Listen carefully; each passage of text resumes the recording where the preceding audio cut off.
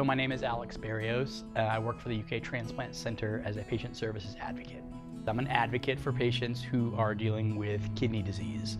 I work and kind of help them to understand what kidney disease looks like, kind of what they're going to expect, who they're going to talk to when they kind of come to the clinic, and then kind of walk them through that journey as they do that. I'm kind of the front line for the surgeons and the nephrologists and the coordinators as well. Like I kind of am the first person that the patient will see at their center or here in the clinic. I'm a 12-year kidney transplant recipient.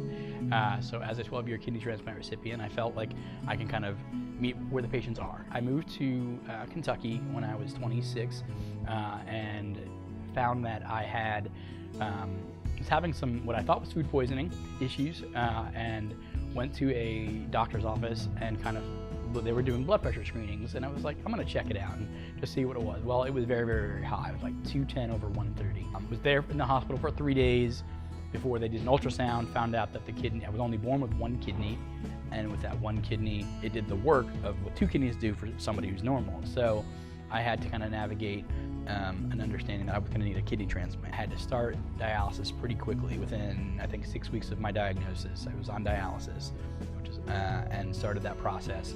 Did that for about 18 months. I was very fortunate, and then was able to get a living donor through somebody who I attended church with. And here I am 12 years later, doing really well. I've been where they've been. I've been in the chair. I've kind of been through the process. I've had the disease. So I'm able to kind of share my knowledge and impart my stuff. I'll kind of share, okay, this is what you're going to expect.